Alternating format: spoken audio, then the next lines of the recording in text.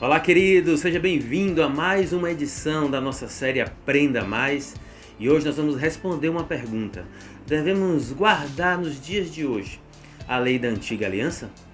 Eu sou o pastor Renato e você é o nosso convidado para mergulhar no seu Aprenda Mais, a sua faculdade em pequenas doses.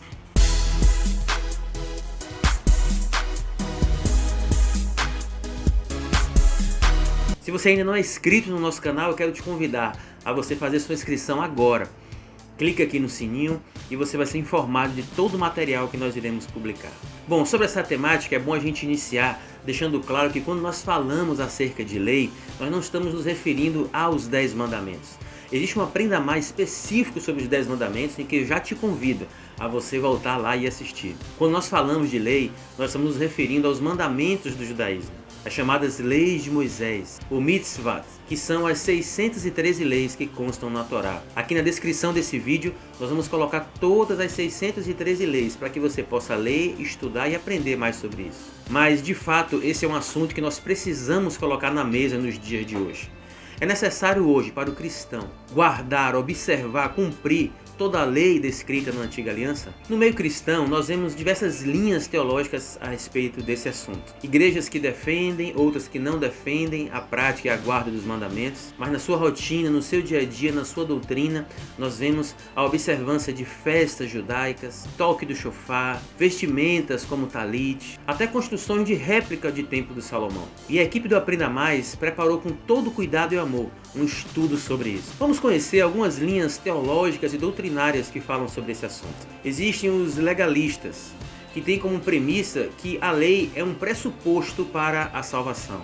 O legalismo é o meio humano de tentar, através da obediência de regras de homens, ser aceito e amado por Deus, anulando a graça misericordiosa.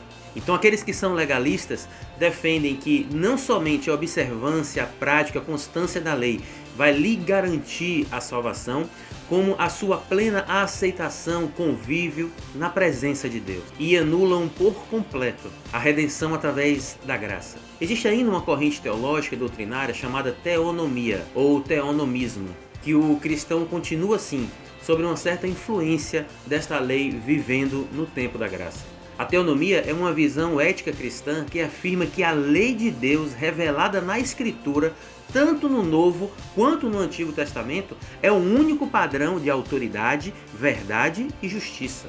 A teonomia dá relevância e autoridade à Bíblia sobre os nossos dias, se aplicando como um manual da nossa vida, usando como verdade e justiça ela como um todo, tanto os ensinos da Antiga Aliança quanto os ensinos da Nova Aliança. Existe ainda uma corrente teológica e doutrinária chamada antinomismos, em que defende que as leis judaicas não mais nos atingem. Esse é um termo criado por Martinho Lutero e que na sua formação da palavra grega traz a junção das palavras contra, lei, e é definida como uma declaração de que a lei moral ela não tem nenhum uso, nenhuma obrigação nos dias de hoje, porque somente a fé é necessária para a salvação. Vemos que nessas linhas teológicas existe uma relação direta entre lei e salvação.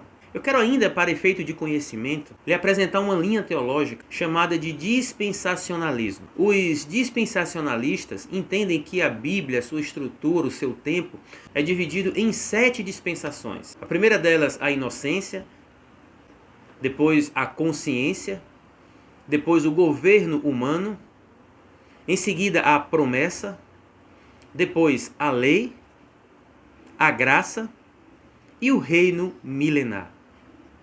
Note que cada uma dessas dispensações existe um período bíblico que respalda cada um desses tempos. Essas dispensações não são caminhos para a salvação, mas a maneira pelo qual Deus interage, se relaciona com o homem aqui na Terra. Segundo os dispensacionalistas, 5 dessas dispensações já foram cumpridas. E estamos vivendo agora o tempo da graça. Uma coisa nos chama muita atenção nessa doutrina do dispensacionalismo é que a nova era encerra o ciclo da era anterior. E aí surge um problema, porque a Bíblia, em vez de ser vista como um todo, é transformada numa colcha de retalhos, sendo fragmentada e analisada e aplicada de acordo com a dispensação vigente. Diante desse preâmbulo, volto a colocar na mesa a mesma pergunta. Devemos hoje, enquanto cristãos, guardar a lei da antiga aliança? Romanos capítulo 7, verso 7 nos ensina: que diremos então? A lei é pecado? De maneira nenhuma. De fato, eu não saberia o que é pecado, a não ser que por meio da lei.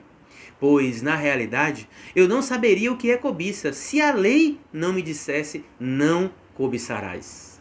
Olha que forma tremenda em que Paulo adverte a igreja de Roma sobre esse assunto. Existe um consenso teológico que, para fins de análise e entendimento, nós podemos dividir as leis em áreas de atuação. Algumas leis visam o conhecimento por parte do povo de Israel, para entender a obediência e como se relacionaria com Deus e com o outro. Um exemplo disso são os 10 mandamentos. Algumas leis tinham o objetivo de mostrar como se adorava a Deus, como exemplo o sistema de sacrifícios. Algumas leis tinham o objetivo de diferenciar o povo judeu das demais nações. Um exemplo disso são as regras em relação à alimentação, à vestimenta, cerimônias. Então podemos dividir a lei em 3 grandes grupos, chamadas leis cerimoniais, que buscam detalhar usos e costumes da nação, as chamadas leis civil, que têm um cunho jurídico, judicial, de organização, de regras de convivência, e a chamada lei moral, que diz respeito a ordenanças e princípios